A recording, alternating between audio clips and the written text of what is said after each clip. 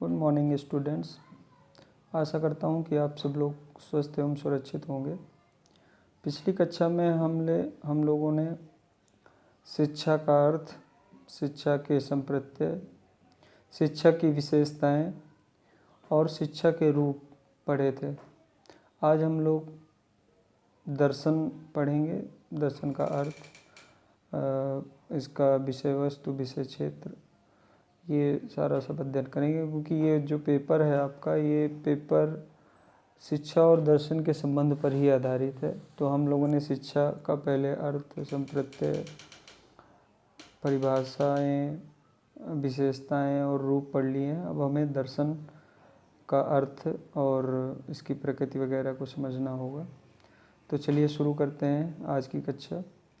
तो दर्शन जो अगर देखा जाए तो दर्शन मानव चिंता का चरमोत्कर्ष है। यह ज्ञान की वह शाखा है जो तार्किक विवेचना पर आधारित है और दर्शन मनुष्य के उच्चतम विकास का सोपान है। ये तो इसका एक साधारण सा अर्थ कह सकते हैं। ज्ञान की वह शाखा जिसमें अंतिम सत्य की खोज की जाती है उसे दर्शन शास्त्र कहते हैं। यानी ज्ञान की वह शाखा जिसमें अंतिम सत्य की खोज की जाती है। अंतिम सत्य, इसको हम डिटेल में आगे समझेंगे। इसके पहले हम लोग ये देखें कि दर्शन है क्या। तो किसी भी शब्द का अर्थ समझने के लिए सबसे पहले हम ये देखते हैं कि उस शब्द की उत्पत्ति कहाँ से हुई है और उसका उत्पत्ति का अर्थ क्या है।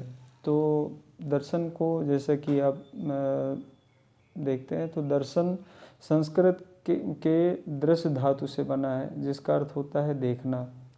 और उपनिषदों में भी इसे कहा गया है दृश्यते अनेन इति दर्शनम, यानी जिससे देखा जाए वह दर्शन है, अथवा जिससे सत्य के दर्शन किए जाएं वह दर्शन है।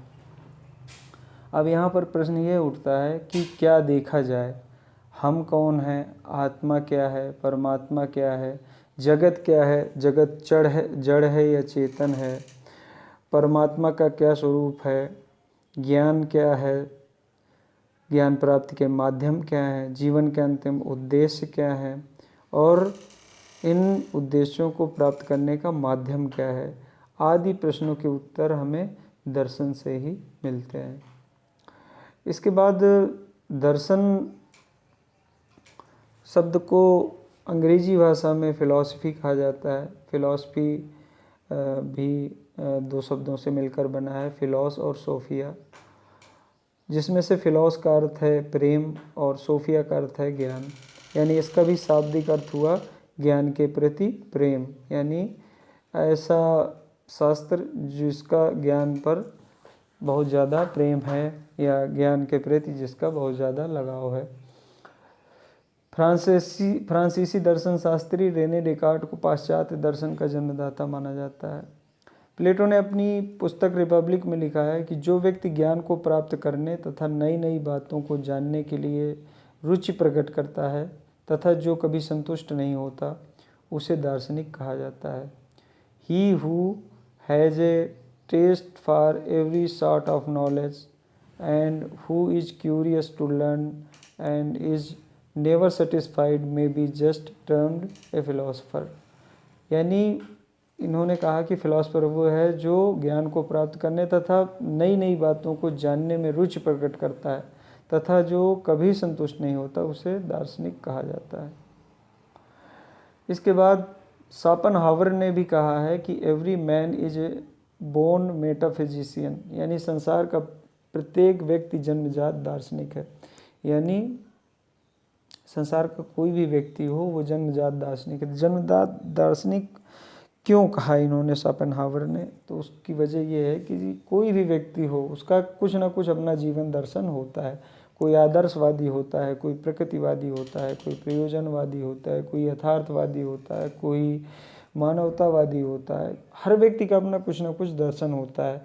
वो अपने आसपास होने वाली विविध घटनाओं को देखता है और उनके बारे में वो चिंतन करता है। जैसे अगर आप इसको ऐसे समझिए कि जैसे कोई व्यक्ति है, उसकी विचारधारा आदर्शवादी हो सकती है, उसका जीवन दर्शन आदर्शवादी हो सकता है, तो उसके आसपास जो भी क्रियाएं हो रही होंगी, जीव जंतु या जो भी है, तो उनको वो उसी आदर्शवादी नज़रिए से देखेगा, यानी वो यही सोचेगा कि इस सृष्टि की रचना ब्रह्म ने की है, और ब्रह्म ने की है तो फिर जाहिर सी बात है ब्रह्म ने अपने अंश से की है, तो चाहे मनुष्य हो, चाहे हाथी हो, चाहे गाय भैंस हो, चाहे कुत्ता बिल्ली हो, चाहे अमीबा पैरामीशियम हो, जो कुछ भी उसके चारों तरफ है वो सब ईश्वर के अंश से निर्मित है, तो कोई भी छोटा या बड़ा नहीं है, सभी ब्रह्म के अंश है। तो ये एक नज़रिया हो सकता है।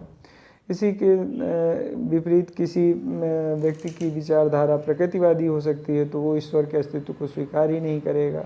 किसी की प्रयोजनवादी होगी तो वो कुछ भी परमानेंट नहीं समझेगा, इस जगत में जो भी घटनाएं होंगी वो कहेगा कि इस जगत में कुछ भी परमानेंट नहीं है, इसलिए कुछ भी जीवन के उद्देश्य निर्धारित नहीं करने चाहिए। जैसे जीवन की परिस्थितियां बदलती जाएंगी वैसे जीवन के लक्ष्य बदलते जाएंगे। तो कहने का आशय ये है कि हर व्यक्ति का अपना अपना जीवन दर्शन होता है। डॉक्टर राधाकृष्णन ने भी एक परिभाषा दी है दर्शन की। दर्शन सत्य के स्वरूप की तार्किक विवेचना है।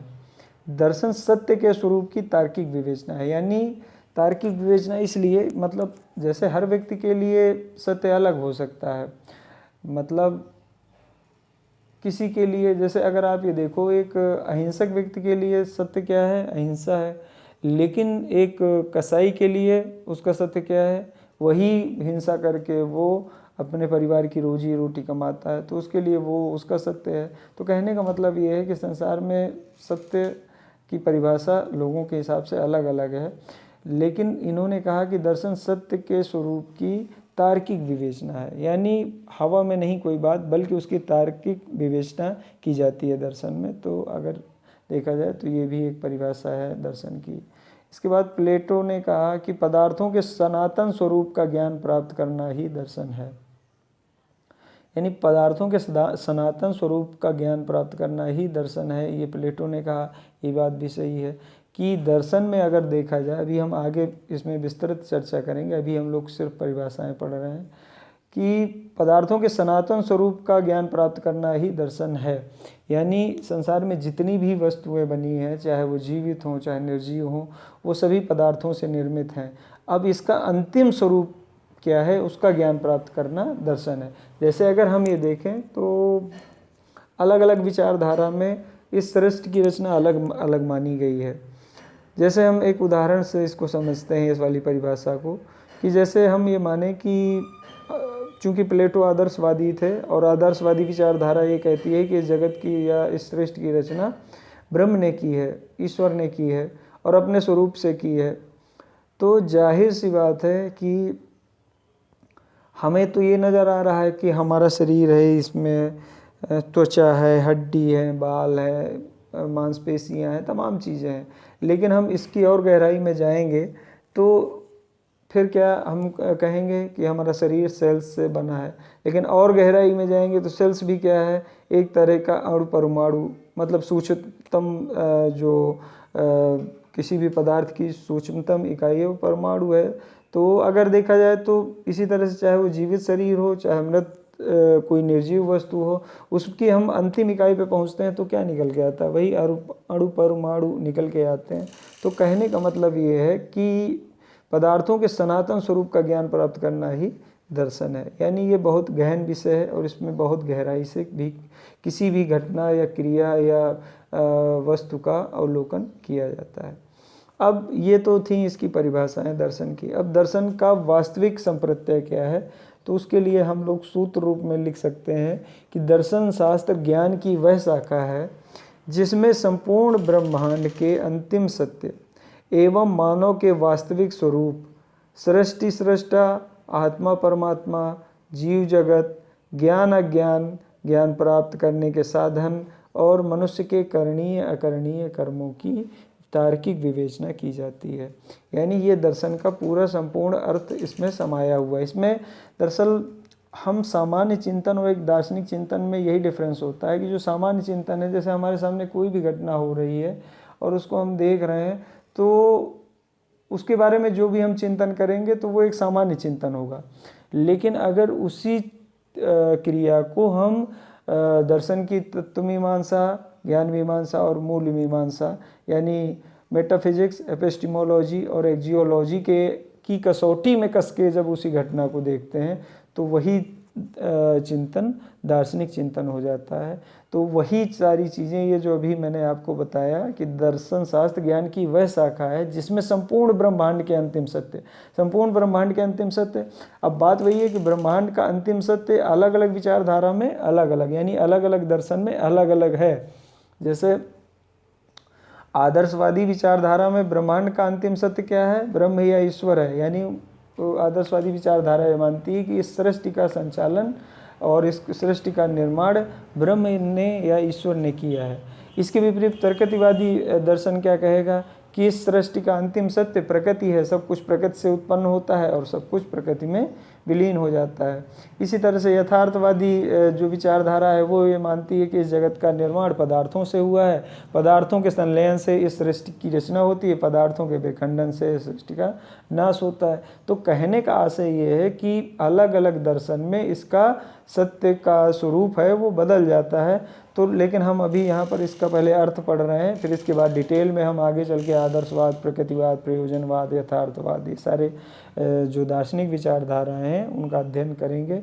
तो दर्शन शास्त्र ज्ञान की वह शाखा है जिसमें संपूर्ण ब्रह्मांड के अंतिम सत्य एवं मानव के वास्तविक स्वरूप, मानव के वास्तविक स्वरूप मतलब अगर आदर्शवादी विचारधारा होगी तो जाहिर सी बात है मनुष्य क्या हो जाएगा? मनुष्य एक आध्यात्मिक प्राणी होगा।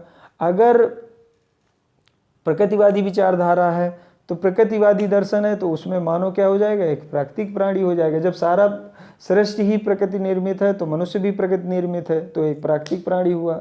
ठीक है, तो मनुष्य के वास्तविक स्वरूप सृष्टि सृष्टा, सृष्टि सृष्टा मतलब सृष्टि मतलब ये जो यूनिवर्स है, ये जो ब्रह्मांड है ये सृष्टि है, और सृष्टा यानी इसको बनाने वाला, इसका सृजन करने वाला। यानी अब बात फिर वही आ जाएगी कि अलग अलग विचारधारा में ये सृष्टा बदल जाएगा। यानी किसी विचारधारा में तो ये सृष्टा ब्रह्म या ईश्वर माना जाएगा, किसी दार्शनिक विचारधारा में इस सृष्टि का सृजनकर्ता या सृष्टा प्रकृति को माना जाएगा, किसी में इसको पदार्थ को माना जाएगा। तो कहने का आशय यहाँ पर यह है कि सृष्टि सृष्टा भी इसमें विवेचन का विषय है इसका दर्शन का। आत्मा परमात्मा, यानी आत्मा परमात्मा के स्वरूप की भी इसमें विवेचना की जाती है, व्याख्या की जाती है। यानी कुछ विचारधाराएं ऐसी हैं जो ये मानती हैं कि आत्मा परमात्मा का अंश है, परमात्मा सबसे बड़ी आत्मा है, उसी से सारी आत्माओं का निर्माण हुआ है। कोई ये मानता है कि आत्मा पदार्थों से निर्मित है और इसमें इसके संचालन में या इसके निर्माण में किसी आध्यात्मिक शक्ति का कोई योगदान नहीं है। तो कहने का मतलब ये है कि अलग अलग दर्शन में अलग अलग आत्मा परमात्मा की भी अलग अलग व्याख्या की गई है। फिर जीव जगत मतलब ये जो जगत आपको निर्मित दिखाई दे रहा है, इसमें जितने भी जीवधारी हैं, सूक्ष्म से सूक्ष्म और विस्तृत से विस्तृत जीव हैं, या पेड़ पौधे हैं, वनस्पतियाँ हैं, इनका निर्माण करता ये सारा सब कुछ। फिर इसके बाद ज्ञान अज्ञान, यानी सच्चा ज्ञान क्या है और क्या सच्चा ज्ञान नहीं है।